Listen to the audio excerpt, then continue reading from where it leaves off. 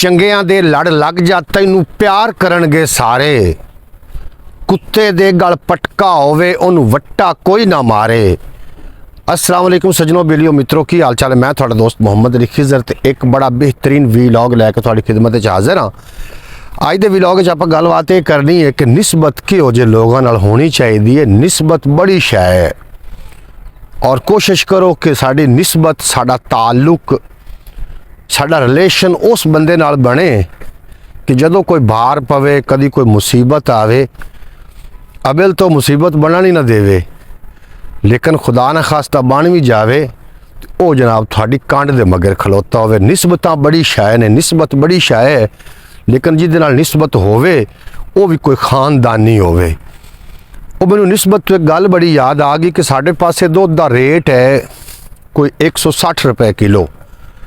थोड़े पासे भी यकीनन इतना ही हो सी, लेकिन पानी का कोई रेट नहीं। मैं वजू करन बैठा तो कितने तो कितना पानी लुड़ा छड़िया है।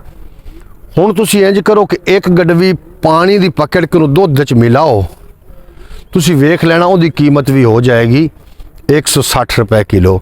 वजह की हुई कि उन्हें निस्बत पकड़ लई, उन्हें चंगिया की निस्बत पकड़ी, इस वास्ते उसकी कीमत वध गई। इस तरह चंगे बंदे की यारी इवें जिवें दुकान अतारां, सौदा भावें लईए न लईए हुल्ले आन हज़ारां। और बुरे बंदे की मजलस इवें जिवें दुकान लोहारां, कपड़े भावें कुंज कुंज बईए पर हुल्ले आन हज़ारां।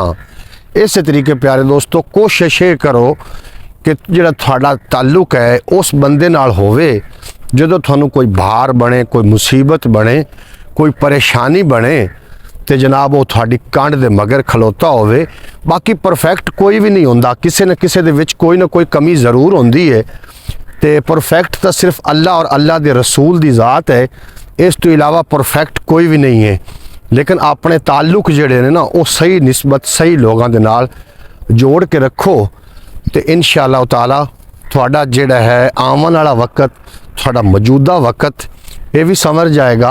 वो आखदे ने ना कि भट्ठे उत्ते इट्टां बनदियां ने हिक्के दिन बनदियां ने या हिक्को मिस्त्री उन्होंने लेंदा है, जदों आ जांदियां ने फिर बाज़ार विच हिक इट लग जाती है वाशरूम तो वाशरूम लोग जुत्ती तो बगैर जाना ही नहीं पसंद करते।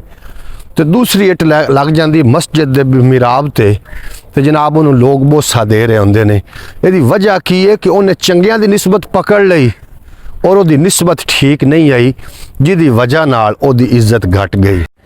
इस गल्लों प्यारे दोस्तों आखदा पिया कि अल्लाह करे तो निस्बतां चंगियां मुयसर आ जावन, चंगियां निस्बतां लभ जावन, क्योंकि निस्बत की वजह तो थोड़ा नाम दुनिया दे विच होंदा वे। अगर निस्बत थोड़ी अच्छे लोगों के नाल है तो फिर अच्छे लोगों शुमार होवोगे, और अगर निस्बत भैड़िया लोगों नाल है तो फिर थोड़ी भैड़िया लोगों के नाल तुसी शुमार होवोगे। तो एक मैनू इत्थे गल याद आ गई, वो गल करके तो मैं जनाब वाइंड अप भी करदा, मैं मुकाइंदा भी हाँ वीडियो नू, ज़्यादा लम्मा वीलॉग ना हो जाए और मेरे दोस्त यूट्यूब फैमिली थक ही ना जाए। एक बंदा मस्जिद के अंदर इबादत कर रहा है, अल्लाह का कोई खास बंदा, कोई वली बंदा इबादत करद्या करद्या जदों सुबह का टाइम होया, तहज्जुद का वक्त होया, तो उन्हें दुआ वास्ते हथ चुके तो उन्हें गैब विचों आवाज़ आई कि ऐ मेरे बंदे हथ ना उठा, मैं तेरी दुआ कबूल नहीं करनी, मैं तेरी कोई दुआ कबूल नहीं करनी। और ये माजरा कोई बाकी लोग ही सुनते पे वेखते पे हैं। उन्हें आख्या हजूर हुण तुहाडी तो दुआ कबूल नहीं हुई, तुहानूं आवाज़ भी आ गई।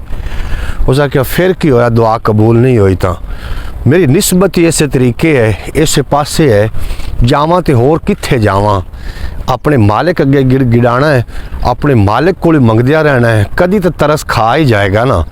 इस वास्ते जनाब प्यारे दोस्तों मुरादा ना भी पूरियां होवन ना तो अपने मुर्शिद अपने किबले नहीं बदलने चाहिए।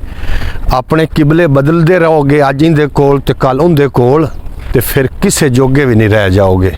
मियाँ मोहम्मद बख्श ने की खूब लिखिया सी कि ओ परौना भुखा रहिंदा जेड़ा दो घरां दा सांझा, इक्को पासा रख ले हीरे या खेड़े या रांझा। इक्को ही पासा बचदा हुंदा है प्यारे दोस्तों, या खेड़े या रांझा। अपने बार बार किबले नहीं बदलने चाहिए, अपनियां बार बार निस्बतां नहीं बदलनियां चाहिए। जिहदे नाल तुहाडी निस्बत है ਅਗਰ ਉਹ ਪਰਫੈਕਟ ਹੈ ਤੇ ਕਦੀ ਵੀ ਨਿਸਬਤ ਨਹੀਂ ਬਦਲਣੀ ਚਾਹੀਦੀ। ਔਰ ਜਿਹੜੇ ਬੰਦੇ ਦੋ ਬੇੜੀਆਂ ਤੇ ਲੱਤ ਰੱਖ ਦੇਣ ਕਦੀ ਕਾਮਯਾਬੀ ਨਾਲ ਆਪਣੀ ਮੰਜ਼ਿਲ ਮਕਸੂਦ ਤੇ ਨਹੀਂ ਪਹੁੰਚ ਸਕਦੇ।